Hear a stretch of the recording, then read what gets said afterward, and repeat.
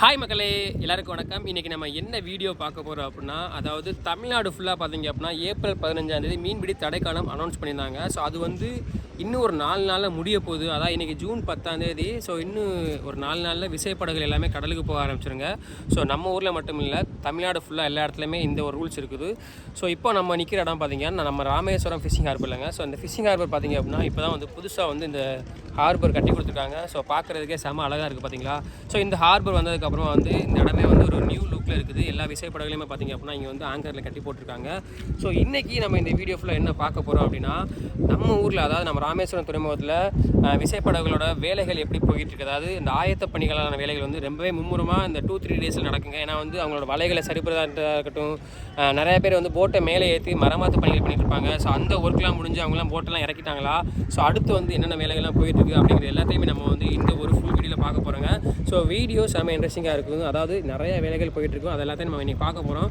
So next பார்த்திங்க அப்படின்னா உங்கள் ஊர் துறைமுகத்தில் எப்படி வேலைகள் போயிட்டுருக்கு அப்படிங்கிறதையும் கமெண்ட்டில் சொல்லுங்கள். ஸோ இப்போ பார்த்திங்க அப்படின்னா என்னென்ன வேலையெல்லாம் போயிருக்கு அப்படிங்கிற நான் ஒன்று காட்டுறேன். வாங்க வீடியோக்குள்ள போகலாம். எல்லாருமே ரொம்ப சந்தோஷமாக இருப்பாங்க கடலுக்கு போகிறதுக்கு. அதாவது இந்த ஒரு 4 நாளில் பயங்கர ஹாப்பியாக எல்லா ஒர்க்கும் பண்ணிகிட்டு இருப்பாங்க. ஸோ இதில் ஒரு முக்கியமான காரணம் என்ன அப்படின்னு கேட்டிங்கன்னா, அதாவது கடலுக்கு போகும்போது செம்ம எக்ஸைட்டடாக போவாங்க. ஸோ ஆனால் திரும்பி வரும்போது அவங்க பிடிச்சி வர மீன்களுக்கு நல்ல விலைகள் கிடைக்கணும். ஸோ அந்த விலைகள் கிடைச்சா தான் இங்கேருந்து போன எக்ஸைட்மெண்ட் அப்படி வரும்போது இருக்கும். ஸோ அதுக்கப்புறம் விலையெல்லாம் இல்லாமல் போயிடுச்சு அப்படின்னா பிடிச்சிட்டு போகிற டீசலுக்கு கிட்டத்தட்ட ஒரு 1 லட்ச ரூபாய்க்கு டீசல் பிடிச்சி போகிறாங்கன்னா 1 லட்ச ரூபாய்க்கு மேலே அவங்களுக்கு தொழில் வந்தால் தான் அவங்க ஆட்களுக்கு, ஓனருக்கு, போட்டுக்கு ஏதாவது மிஞ்சும். ஸோ அதை பற்றி நம்ம எல்லாத்தையுமே போய் எப்படி அவங்க விலைகளை பார்த்து வச்சுருக்காங்க அப்படிங்கிறத நம்ம ஒருத்தவங்களே போய் நம்ம அவங்களோட சஜஷனை கேட்போம். ஏன்னா அவங்களோட செலவுகள் நிறையா பண்ணியிருப்பாங்க. இப்போ அந்த செலவுகளை எப்படி அவங்க ரெவன்யூவாக எடுக்க போகிறாங்க அப்படிங்கிற ஒரு விஷயத்தை தான் நம்ம இந்த ஒரு ஃபுல் வீடியோவில் பார்க்க போகிறோம். ஸோ வீடியோவை கடைசி வரைக்கும் ஸ்கிப் பண்ணாமல் ஃபுல்லாக பாருங்கள்.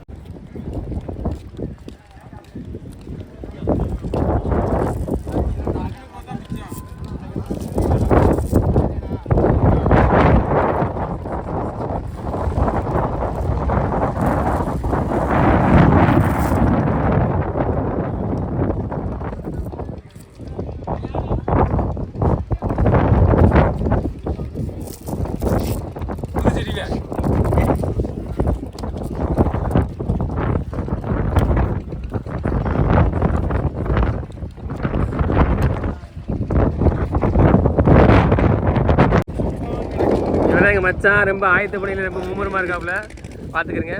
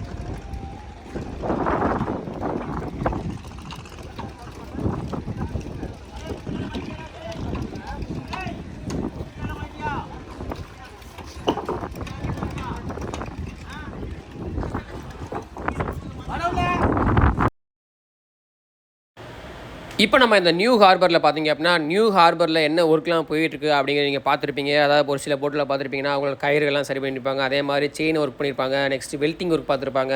அதுக்கப்புறமா ஒரு இடத்துல இந்த மரப்பலகையெல்லாம் சேதமாயிருக்கும், அதை புதுசாக மாற்றிருப்பாங்க. ஸோ இப்போ நம்ம பார்க்குறது பார்த்திங்க அப்படின்னா, இந்த நியூ ஹார்பரில் டயர் போடுற ஒர்க்கு பார்த்துட்ருக்காங்க. அதாவது இந்த டயரை எங்கே போடுவாங்க அப்படிங்கன்னா, அந்த ஹார்பரோட ஓரத்தில் பார்த்திங்கன்னா இந்த போட்டுகள்லாம் அணைஞ்சு போடும்போது அந்த போட்டுகளை பழுதாயிடக்கூடாது அப்படிங்கிறதுக்காக இந்த ஹார்பர் ஓரத்தில் எல்லா ஹார்பர்லேயுமே டயர் போட்டிருப்பாங்க. அதுக்காக தான் ஒரு பெரிய லாரியில் வெறும் டயர் மட்டுமே கொண்டு வந்திருக்காங்க பாருங்கள். ஸோ இந்த ஒர்க் எல்லாமே முடிஞ்சதுக்கு அப்புறமா நம்ம ராமேஸ்வரம் ஹார்பர் ஒரு வேறு லெவலில் இருக்கும் அப்படிங்கிற மாதிரி தாங்க ஃபீலாக இருக்குது. ஸோ நெக்ஸ்ட்டு பார்த்திங்க அப்படின்னா என்னென்ன ஒர்க்லாம் போய்கிட்டு இருக்குது அப்படிங்கிற மாதிரி இந்த கடற்கரையை சுற்றி மீனவர்கள்லாம் எவ்வளோ எக்ஸைட்மெண்ட்டாக ஒர்க் பண்ணியிருக்காங்க அப்படிங்கிற நம்ம தொடர்ந்து பார்க்கலாம் வாங்க. இப்போ நான் ஹார்பர் விட்டு வெளியே வந்துட்டேங்க. ஸோ வெளியே வந்து பார்த்தீங்க அப்படின்னா, அந்த போட்டு பலகைலாம் ஒர்க் பண்ணுற இடத்துல பார்த்தீங்க அப்படின்னா, அந்த பலகைகளை வந்து வெயிட் போட்டு செக் பண்ணி, அதாவது 2 பலகை வச்சிருப்பாங்க. அது எல்லாத்தையுமே செக் பண்ணுறதுக்கு ஒர்க் எல்லாமே வந்து இந்த ஒரு கடையில் நடந்துட்டு இருக்குங்க. ஸோ அதான் இப்போ நான் வந்து காட்டிட்டு இருக்கேன் பாருங்க. ஸோ தொடர்ந்து பார்க்கலாம் எவ்வளோக்கு ஆயத்த பணிகள் போயிட்டு இருக்கு அப்படிங்க. இப்போ நம்ம வந்து போட்டை ஏற்றி வேலை பார்க்குற போட் யார்டுக்கு தாங்க வந்திருக்கோம். இந்த போட் யார்ட்லாம் பார்த்திங்க அப்படின்னா கிட்டத்தட்ட இந்த 60 நாள் ஸ்ட்ரைக்கில் எல்லாருமே வந்து மேக்ஸிமம் போட்டை மேலே ஏற்றி அதை மரமாத்து பணிகள் பார்த்து அதை பழுது பார்த்து வந்து கடலுக்குள்ளே இறக்குவாங்க. ஸோ அந்த பணிகள் வந்து நாளடைவில் வந்து ரொம்ப வெகு சீக்கிரமாக நடக்கும்னு நினைக்கிறேன். ஏன்னா வந்து எல்லா போட்டையுமே வந்து கடலுக்கு இறக்கி கொடுக்கணும். அதே மாதிரி எல்லா போட்லேயும் வேலையை முடித்து அதை வந்து ரன் பண்ணுறதுக்கான வேலைகளை வந்து ரொம்ப தீவிரமாக இந்த 2-3 நாள் நடந்துட்டு இருக்குங்க. ஸோ அது இல்லாமல் வந்து எவ்வளோ போட்டெல்லாம் மேலே ஏற்றிருக்காங்க, என்னென்ன நடந்துட்டு இருக்கு அப்படிங்கிறதையும் பார்க்கலாம் வாங்க.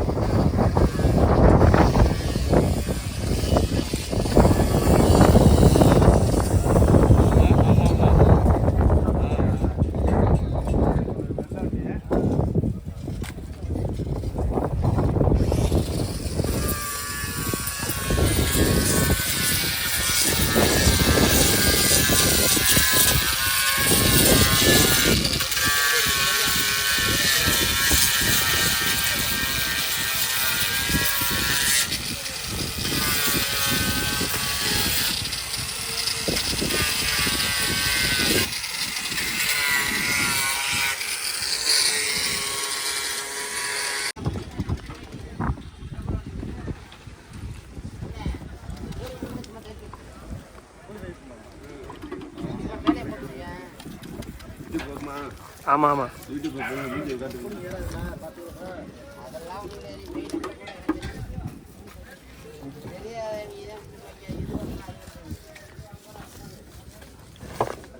அவரை யூடியூப்ல போடுங்க.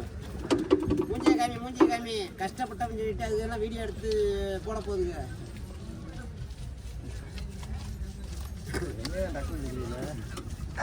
பூஜை காட்டு சிம்பிள் ஒன்றும் யூடியூப் தான் வேல்டு லெவல் போகும்ல.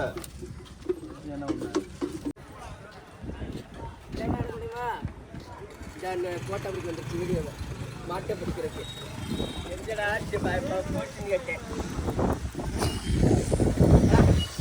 கட்டு கட்டு கட்டு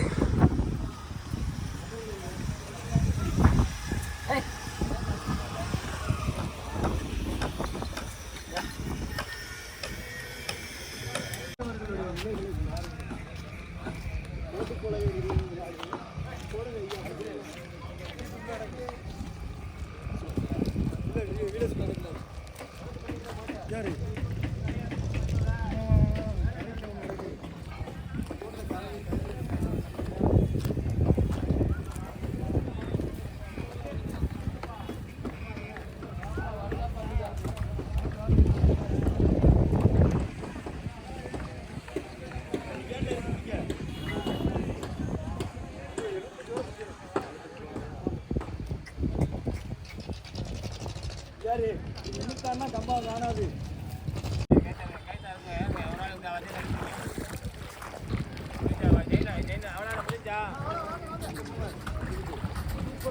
மாடிப்ப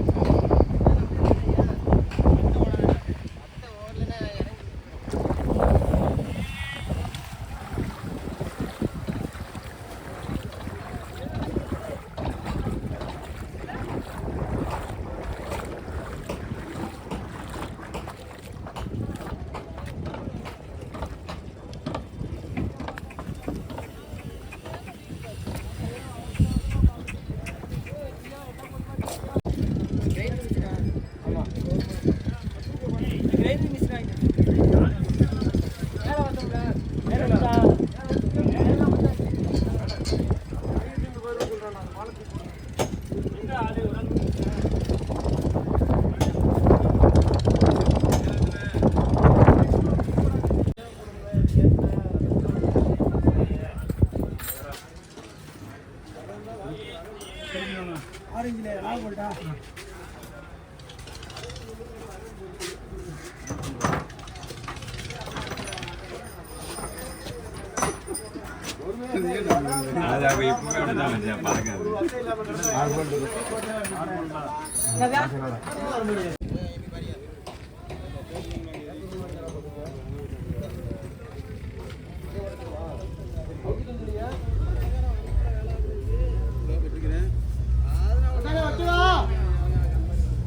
என்ன